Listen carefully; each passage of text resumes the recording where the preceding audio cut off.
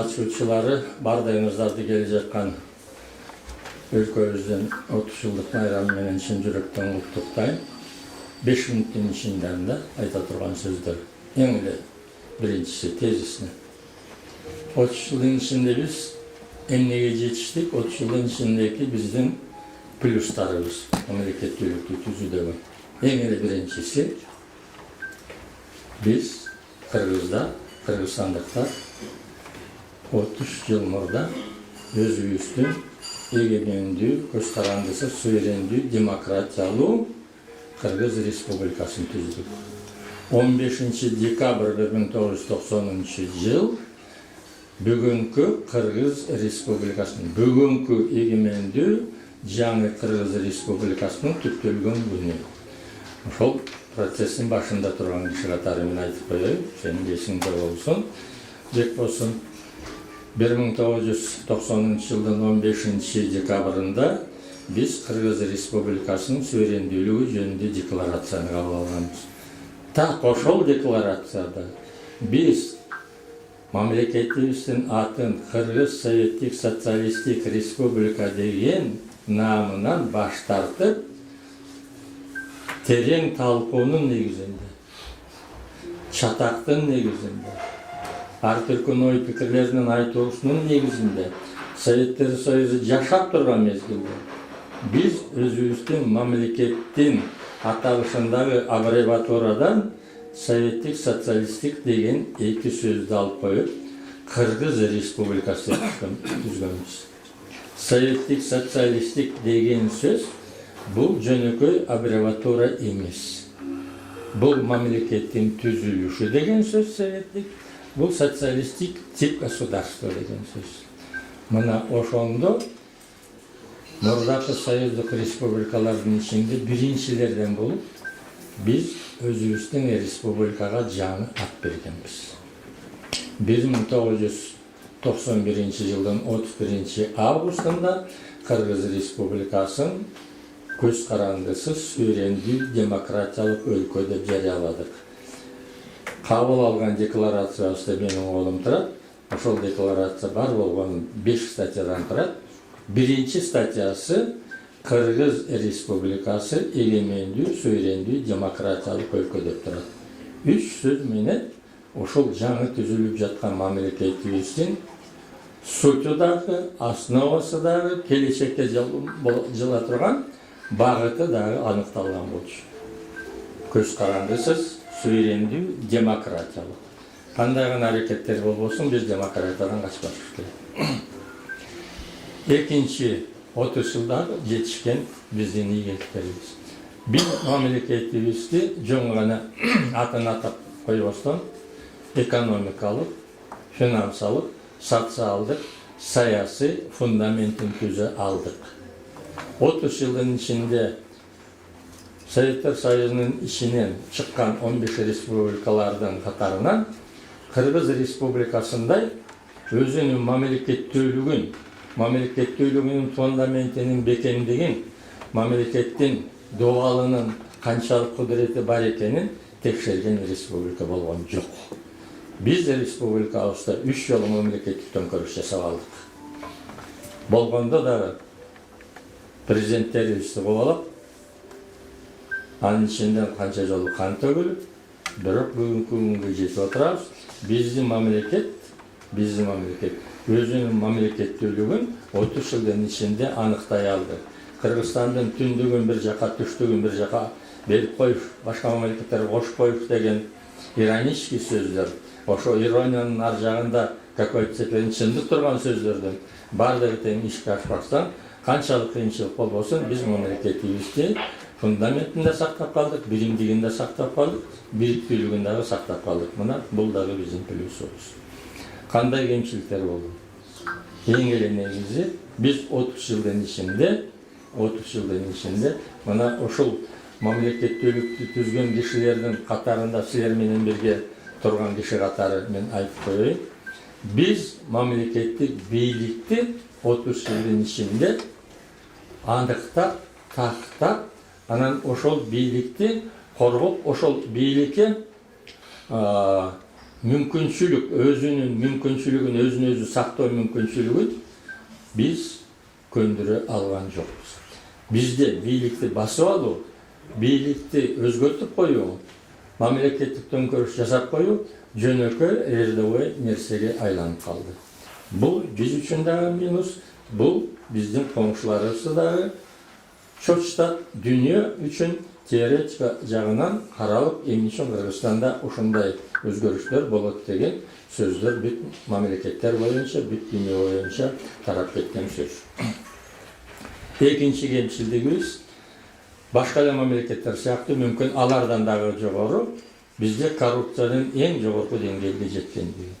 Бир дагы президентибиз жөнөкөй коррупцияга жана башкага малынбай кеткен жок. Ушунун бардыгы тең Кыргыз Республикасынын экономикасына, саясий түзүлүшүнө, элдердин биримдигине, элдин жашоо деңгээлинин төмөндөп кеткенин бирден бир түрткүсү, бирден бир себеби. Үчүнчү айта турган нерсе мына Жумадемов мырза дагы айтып кетти. Чолпонбек, мени карап койчу. Сен ишин баштап атасың, сага кошумат кылбай эле коеюн, мага жарашпайт. Бирок ишиңе ийгилик каалайм. Тети Жорунбек таразы мени жоткотуп, мындай жакшынакай грамот неме тапшырып атпайбы, адрес. Бир эпизод. 1990-жылдын 11-декабрында мен төрага болуп шайландым. Ровно бир айдан кийин 15-январда 30-ка жакын киши келип отурат, ошонун тети Акчаш бала да бар. Акматовду алдынан салып алышы, Акматов жогорку кеңештин депутаты, мыналардын баары. Приемдагы отурган жигит чуркап келиптир, мен кашкан кош 30-тай киши келиптир, сизди кетиребиз деп атат деп. Макул дедим, кирсин.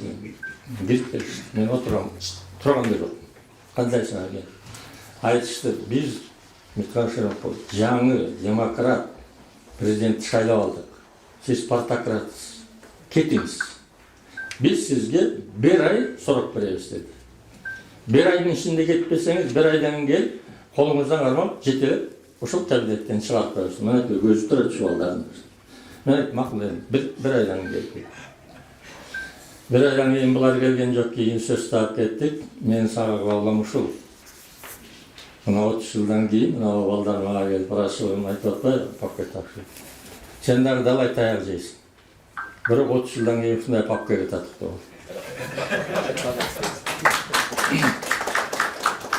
Ал эми коопсуздук боюнча боло турган болсо, бүтөм.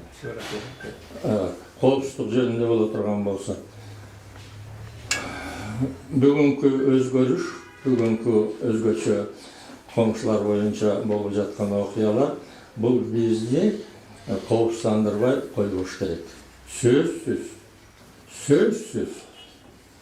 Мына биздин коңшу мамлекеттерибиз эрежелерин көтөрүп, антимит атат, биз болсо көчөдө эле азат жыргап жүрүп атабыз. Чолпонбек, ошого көңүл бургулайлы анайындар. Мамлекетте бир жаман нерсе башталып кетиш, ал талибандар биздин границаны бузуп келет деген ойдон алыспыз. Алардын өзүнүн влияниясы биздин республиканын ичинде ушунчалык күчтүү. Орозбек, туурабы? Ушунчалык күчтүү. Биз ошону билбей жатабыз, эсептебей жатабыз, эске албай жатабыз. Мамлекеттин коопсуздугу, мамлекеттин көз карандышдыгы, мамлекеттин эгемендүүлүгү мындан ары дагы, илгери кандай болсо, азыр дагы өзгөчө чет мамлекеттен болгон коопсуздукту биз дагы эске алып койбосок болбойт. Идеология боюнча ошону менен бүтөт. Идеология боюнча Кыргызстанга идеология керекпи, кереги жокпу деп атпайбызбы? Академик президентибиз баш болуп, докторуна парламентти башкарган мага окшогон кишилер баш болуп, 30 жылдын ичинде идеология деп келе атасыңар. Идеологияны издеп, идеологияны азыр бир системага салып, элге таанытып тарата алган жокпуз. Бакиев бир жолу Мадомаровду баш кылып туруп айткан болчу, жаңы жылга чейин идеологияны ап келип туруп менин столума коесуңар деп. Ошол комиссияга мен 2 жолу барып айттым. Мен мындан кийин дедим, бул сессияңызға катышпай, себеби мен чындап эле катыша турган болсом, анан бир проект жасала турган болсо, Шеренкулов Компартиянын идеологиясын алып келиптир деп айтасыңар да мен катышпай болгон. Азыр ушул идеологияга мынабу тышкы көрүнүштөр дагы бизди түрткүгө алып келет. Эгерде академиктер баш болуп, биз 30 жылдын ичинде идеологияны ойлоп таап, мамлекетке жарай турган, элибиздин кулк мүнөзүнө жооп бере турган, төп келе турган идеологияны алиге таппай жаткан боло турган болсок, тегеге чала сабат студенттер бизди ошону мамлекетти бириктирүүгө, элдин биримдигин күчөтүүгө, тышкы жана ички күчтөрү, ички мүмкүнчүлүктөрүбүздү мындан ары дагы күчөтүүгө түрткү болуп, идеологияга аргасыздан жетебиз, биргелик айланайын элибиз журтубуз деп туруп. Мына ушуну айтып коеюн дедим. Келе жаткан 30 жылдык майрамыбыз баарыбыз үчүн кут болсун.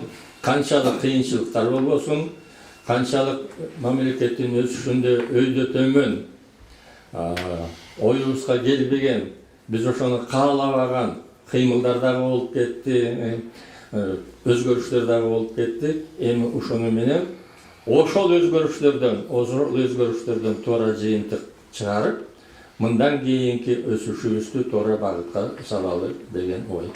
Акыркы сөз. Коррупцияга болгон күрөштү мен бул жерде президенттин өкүлү Абыкеев отурат, ошон үчүн кайра сага кайрылып атам. Бардыгына бирдей закондун негизинде болуш керек.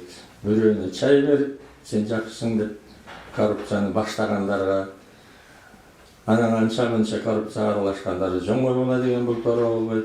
Экинчиден эле кустурма деген принципиге мүмкүн кандайдыр бир себептен мамлекеттин бюджетине жардам берет.